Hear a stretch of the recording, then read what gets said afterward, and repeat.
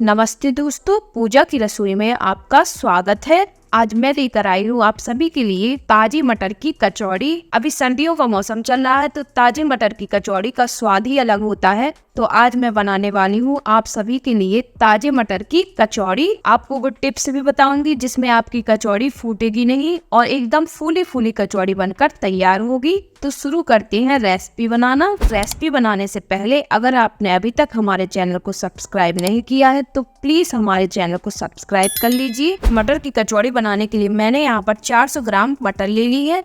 मटर का मैंने छिलका हटा दिया है। अब इसे हम थोड़ा सा सैलो फ्राई कर लेते हैं, जिसके लिए मैंने एक पैन में 2 चम्मच ऑयल ले लिया है। ऑयल की हल्की गर्म होते ही हम इसमें डाल देते हैं मटर। अब इसे हम चलाते हुए 3 से 4 मिनट तक फ्राई कर लेते हैं, जिससे हमारी मटर सॉफ्ट हो जाएगी, जिससे इसका कच्चापन भी चला जाएगा। मीडियम आंच में हमें इसे फ्राई करते जाना है और हम देखेंगे 2 से 3 मिनट बाद कि इसकी जो ऊपर की परत है वो अलग होने लगी है। इसका मतलब हमारी मटर फ्राई हो गई है। अब हम गैस को बंद कर देते हैं और इसे साइड में ठंडा होने देते हैं। तो मटर हमारी ठंडी हो गई है, तो अब इसे हम पीस लेते हैं। तो इसे हमें दरदरा पीसना है। जार का ढक्कन बंद करके हम मटर को दरदरा पीस लेते हैं। इसमें हमें पानी का यूज बिल्कुल भी नहीं करना है और इसे दरदरा ऐसे ही पीस लेना है। तो मटर को हमने इस प्रकार से दरदरा पीस लिया है। आप देख सकते हैं मटर को हमें इस तरह से दरदरा पीसना है, इससे फाइन पेस्ट नहीं बनाना है। कचौड़ी का मसाला बनाने के लिए मैं यहाँ पर एक कटोरी में कुछ सूखे मसाले ऐड कर रही हूँ। आधी चम्मच हल्दी पाउडर, आधी चम्मच लाल मिर्च पाउडर, 1 चम्मच काश्मीरी लाल मिर्च पाउडर, 1 चम्मच धनिया पाउडर, आधी चम्मच गरम मसाला पाउडर, आधी चम्मच बिना भुजा हुआ जीरा पाउडर, आधी चम्मच काला नमक, 1 चम्मच अमचूर पाउडर, 1 चम्मच भरकर सौंफ पाउडर। इसको बिल्कुल भी स्किप ना करें, इसे डालने से बहुत अच्छा स्वाद आता है। अब हम सारी चीजों को इस प्रकार से मिक्स कर देते हैं।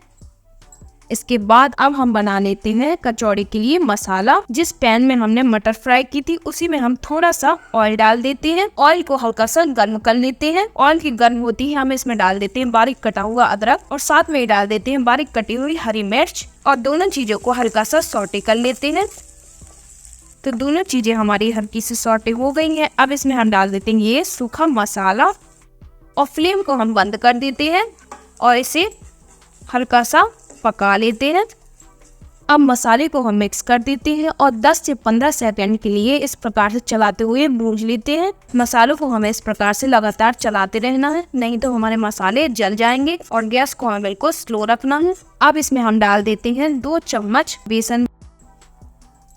बाइंडिंग के लिए हमें इसमें बेसन डालना बहुत जरूरी है। जितनी भी इसमें नमी होगी वो अब्जॉर्ब कर लेगी।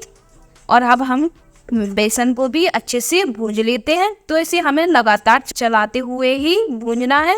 2 से 3 मिनट भूनने के बाद अब हमारा मसाला अच्छे से भुन गया है और बेसन भी हमारा अच्छे से भुन गया है। तो अब इसमें हम डाल देते हैं मटर। तो सारी मटर हम इसमें डाल देते हैं और साथ में ही डाल देते हैं स्वाद के अनुसार नमक। अब हम सारी चीजों को अच्छे से मिक्स कर लेते हैं।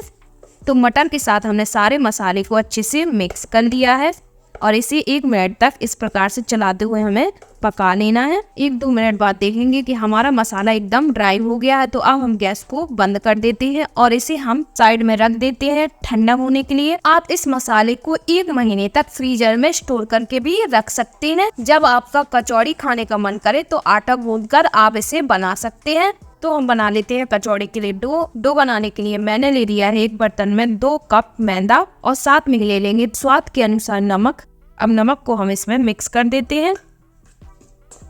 मोम लगाने के लिए मैं ले रही हूँ 2 कप मैदा के लिए 1/4 कप ऑयल। आप यहाँ पर घी का यूज भी कर सकते हैं। अब हम इसको अच्छे से मिक्स कर लेते हैं। मैदा में हमें ऑयल को अच्छे से 2 से 3 मिनट तक मिक्स करते जाना है। 2 से 3 मिनट बाद हम देखेंगे कि इस प्रकार से आटे की मुट्ठी बनने लगी है। तो इस टाइम पे हम डालेंगे इसमें थोड़ा थोड़ा करके पानी और लगा लेते हैं इसका एक सॉफ्ट डो। तो इस प्रकार से हमें एक सॉफ्ट डो लगा लेना है। आपको याद रखना है कि इस तरह से हमें मैदे को बहुत ही सॉफ्ट गूंदना है। तो कचौड़ियों को हमें बेलना तो पड़ता नहीं है, हाथों से ही बनती, इसलिए हमें सॉफ्ट आटा लगाना पड़ता है। तो आटे को हमने लगा लिया है। तो अब इसे हम रेस्ट करने साइड में रख देते हैं। तो फिलिंग हमारी एकदम ठंडी हो गई है। तो अब हम इसके बना लेते हैं छोटे छोटे से पेड़े। इस प्रकार से राउंड शेप में हम इसके पेड़े बना लेते हैं। तो इस प्रकार से हमें इसे राउंड शेप में एक पेड़ा बना लेना है। इसी साइज के हमें सारे पेड़े इसके बना लेने हैं। इस टाइप के हम पेड़े बना लेते हैं तो जो हमारी सारी कचौड़ी बनती है उसमें जो मसाला होता है वो इक्वल होता है। तो हम इस प्रकार के पेड़े बना लेते हैं। तो हमने सारे पेड़े बनाकर तैयार कर लिए हैं। अब हम देख लेते हैं आटे को। तो आटा भी हमारा सेट हो गया है। अब इसे हम फिर से थोड़ा सा गूंथ लेते हैं।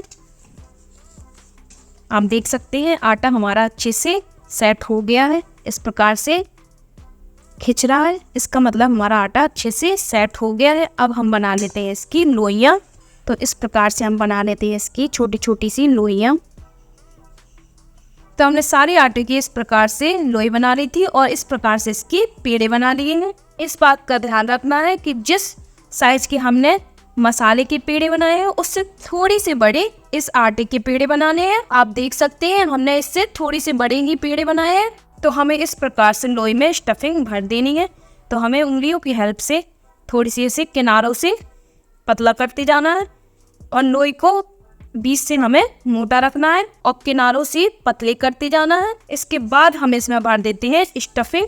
तो इस प्रकार से हमें एक गोला लेना है और इस प्रकार से इसे स्टफ करते जाना है। इस प्रकार से इसे बंद कर देना है और जो एक्स्ट्रा पार्ट है उसे हटा देना है और इस प्रकार से इसे राउंड शेप में हमें घुमा देना है और इस प्रकार से धीरे से इसे दबा देना है। तो इस प्रकार से हमें सारी कचौड़ी अपनी बना लेनी है। इस कचौड़ी में स्टफ करना और बताती हूँ। तो इस प्रकार से हमें इसे उंगलियों की हेल्प से इसे बढ़ाते जाना है और बीच में इसे थोड़ा मोटा रखना है और साइड से हमें इसे पतला करना। इसके बाद अब हम इसमें रख देते हैं एक मसाले का पेड़ा और इसे बंद कर देते हैं इस प्रकार से।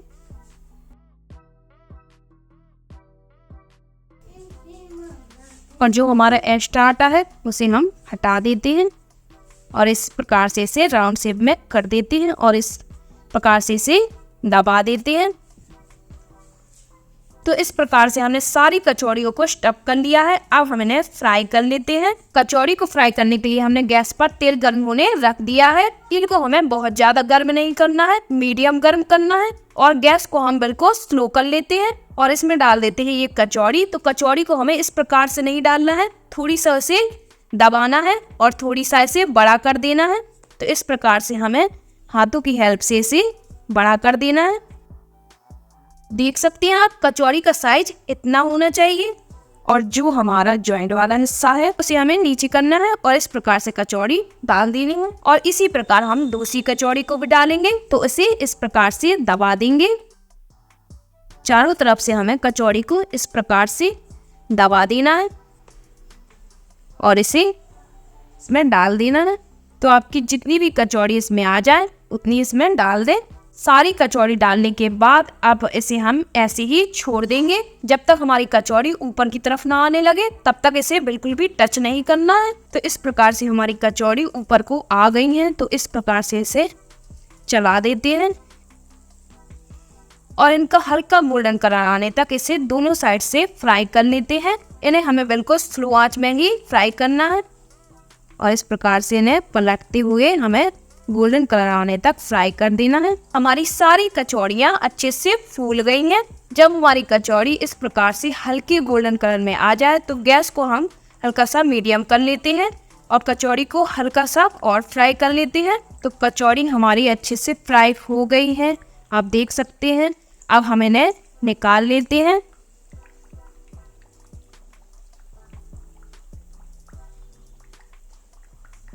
तो इसी प्रकार हम सारी कचौड़ियाँ अपनी निकाल लेते हैं। आपको याद रखना है जब हम दूसरे बैच के इसमें कचौड़ी डालें तो गैस को बिल्कुल बंद कर दें और 2 मिनट बाद फिर गैस को ऑन करें, फिर इसमें कचौड़ी हम फ्राई करें, नहीं तो हमारी कचौड़ी फूटने लगेगी। अब इनको भी हम फ्राई कर लेते हैं। आप देख सकते हैं हमारी कितनी क्रिस्पी कचौड़ी बनकर तैयार हुई है। मैं इसको इस प्रकार से तोड़कर भी दिखाती हूँ। फिलिंग भी हमारी एकदम परफेक्ट। तो आप इसे हरी चटनी के साथ या मीठी चटनी के साथ एंजॉय करें। तो हम अपनी कचौड़ी को इस प्रकार से काट के भी दिखाते हैं। तो आप देख सकते हैं इसमें परफेक्ट स्टफिंग भरकर हमारी कचौड़ी बनी है। अगर वीडियो पसंद आई हो तो वीडियो को लाइक कीजिए और हमारे चैनल को सब्सक्राइब करना ना भूलें। Thank you.